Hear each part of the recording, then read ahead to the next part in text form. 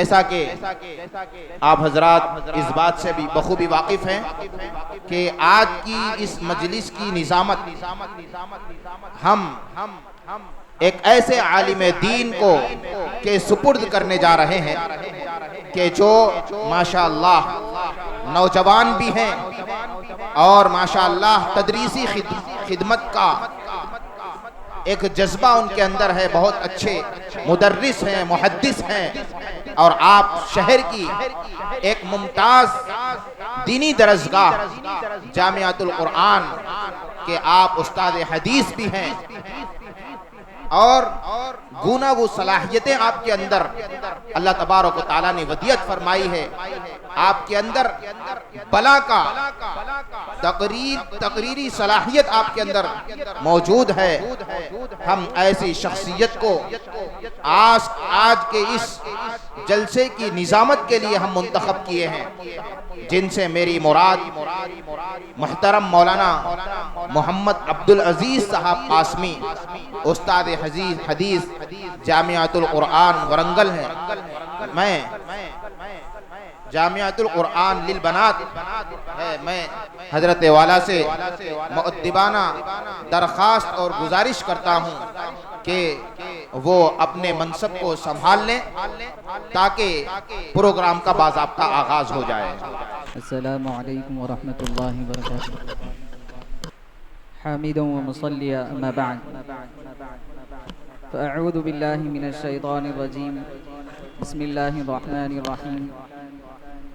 اقرأ باسم ربك الذي خلق، وقال تعالى في موضع آخر وما أرسلناك إلا رحمة للعالمين۔ صدق اللہ العظیم۔ محترم حضرات علماء کرام و حفاظ ادام، الحمدللہ آج کی یہ بزم سعید جس میں قرآن کی جلالت اور نعت رسول کی حلاوت یکجا ہونے والی ہے، یہ کوئی عام محفل نہیں ہے،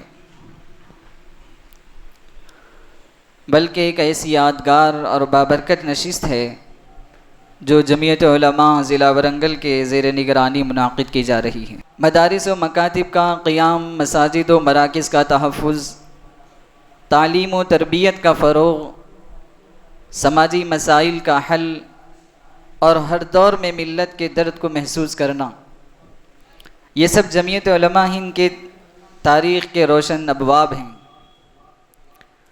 یہی وجہ ہے کہ آج بھی یہ ادارہ، یہ جمعیت ملت کی رہنمائی کا فریضہ انجام دے رہی ہے اور قرآن و سنت کی روشنی میں عوام الناس کو بیداری اور حوصلہ عطا کر رہیں گی۔ اسی سنہری روایت کے تسلسل میں آج یہ علماء حفاظ کی قرأت و نعت کی محفل منعقد کی جا رہی ہے۔ یہ محفل قرأت و نعت جو زیر صدارت مولانا سید ایوب صاحب قاسمی، زیر نگرانی مولانا محسن صاحب قاسمی، زیر قیادت مولانا منور حسین صاحب قاسمی اور زیر حمایت مفتی منہاج احمد قیومی، حافظ و قاری مجاہد علی صاحب منعقد کی جا رہی ہے۔ یہ سب علوم دین کے علمبردار ہیں اور روحانیت کے بھی رہنما ہیں۔ یہ اجلاس جو علماء حفاظ کرام کے درمیان ہو رہا ہے، در حقیقت یہ ایک نور کی محفل ہے، محبت رسول کا مظاہرہ ہے اور اخلاق و ادب کی جلوہ گاہ بھی ہے۔ اس محفل میں شریک ہونا دراصل اپنے نفس کو پاکیزگی کی طرف لے جانا اور دل کو محبت رسول صلی اللہ علیہ وسلم کی روشنی سے منور کرنا ہے۔ اس بزم کی زینت بڑھانے اور ایمان کی فضا کو معطر کرنے کے لیے کئی علماء حفاظ نے حصہ لیا۔ یہ حضرات آج انشاءاللہ اپنی خوش الحان قرأت سے قلوب کو نرم کریں گے اور نعت کی شیریں صدا سے روحوں کو سرشار فرمائیں گے۔ جب یہ اپنی زبانوں سے قرآن کے موتی بکھیریں گے اور نعت کے پھول برسیں گے تو یہ محفل گویا ایمان و محبت کے جنتی گلشن کا منظر پیش کرے گی۔ یہ ایک اٹل حقیقت ہے کہ کسی بھی بزم کی عظمت و شرافت کا انحصار اس کی صدارت پر ہوتا ہے، کیونکہ صدارت وہ منصب ہے جو کارواں کو سمت، مقصد کو جلا اور اجتماع کو وقار عطا کرتا ہے۔ کسی نے کیا خوب کہا ہے، رہبر کا وجود قافلے کی جان ہوتا ہے، رہبر کا وجود قافلے کی جان ہوتا ہے، کارواں کی منزل کا عنوان ہوتا ہے۔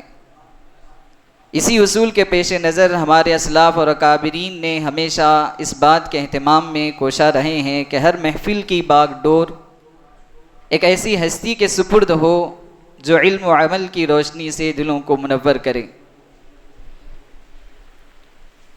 آج بھی اس بزم سعید کی صدارت کے لیے ایسی ذات کا ہم نے انتخاب کیا جو بحر علم کے شناور،